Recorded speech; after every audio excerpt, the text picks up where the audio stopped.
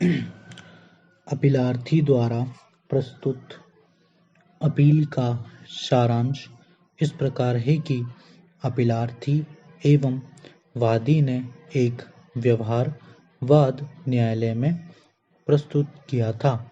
यह वाद उक्त दिनांक को वादी की अनुपस्थिति में निरस्त हो गया था, जिसे नंबर पर पुनः स्थापित करने के लिए वादी ने एक आवेदन पत्र अंतर्गत आदेश नियम 4 सिविल प्रक्रिया संहिता के तहत प्रस्तुत किया था।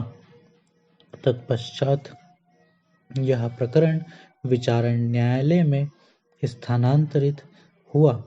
विचारण न्यायालय द्वारा उक्त आवेदन पत्र यह कहकर निरस्त कर दिया कि आवेदन पत्र परिसीमा अधिनियम के अनुच्छेद 122 द्वारा निर्धारित अवधि 30 दिन के अंदर प्रस्तुत नहीं किया गया, जबकि आवेदन 29 दिन के भीतर ही प्रस्तुत किया गया था। विचारण न्यायालय का उपरोक्त निष्कर्ष त्रुटिपूर्ण है। अपीलार्थी के पिता का मुख्तारनामा है। मूल मुख्तारनामा गुम हो गया है। मुख्तारनामा की फोटोकॉपी आवेदन के साथ प्रस्तुत की गई है। अपीलार्थी ने विचारण न्यायालय के समक्ष प्रकरण को पुनर्स्थापन के लिए पर्याप्त आधार प्रस्तुत किए हैं। दिनांक 18/2/2015 को प्रकरण कार्यालय प्रतिवेदन हेतु नियत था। इस कारण विचारण न्यायालय को प्रकरण अदम पैरवी में निरस्त नहीं करना चाहिए था। अतः अपील स्वीकार कर मूल प्रकरण पुनर्स्थापित किया जाए।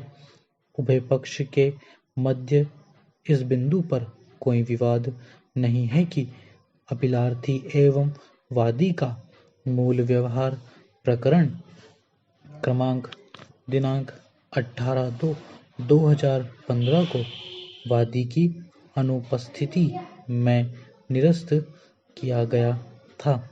इस बिंदु पर भी कोई विवाद नहीं है कि वादी ने अपने मूल प्रकरण को पुनर्स्थापित करने के लिए आवेदन पत्र अंतर्गत आदेश 9 नियम 4 सिविल प्रक्रिया संहिता दिनांक 19/3/2015 को प्रस्तुत किया था।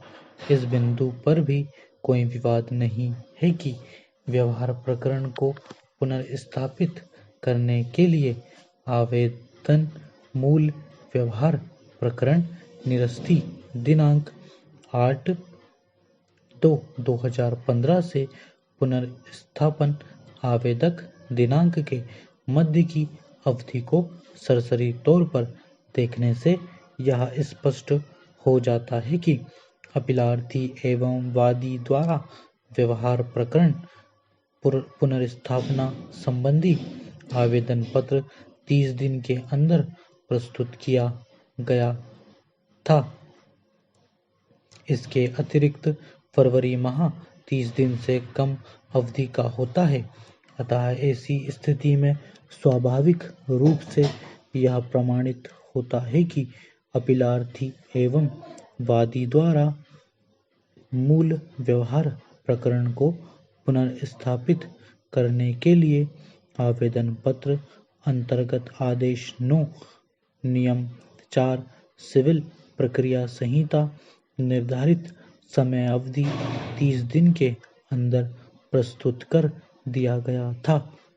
इस संबंध में विद्वान विचारण न्यायालय का निष्कर्ष त्रुटिपूर्ण है, जिसे अपास्त किया जाता है। प्रकरण की परिस्थितियों में माननीय सर्वोच्च न्यायालय द्वारा प्रतिपादित न्याय दृष्टांत अवलोकनीय है, जिसमें यह प्रतिपादित किया गया है कि उक्त धारा 197 दंड प्रसंग संहिता के अंतर्गत पूर्व अभियोजन स्वीकृति आवश्यक है या नहीं, इस प्रश्न का निराकरण पूर्ण रूप से नहीं किया जा सकता। वहाँ बचाव पक्ष इस प्रतिरक्षा को प्रकरण में साक्ष्य के समय उठा सकता है और विद्वान विचारण न्यायालय के समय इस पर अंतिम निष्कर्ष दे सकता है।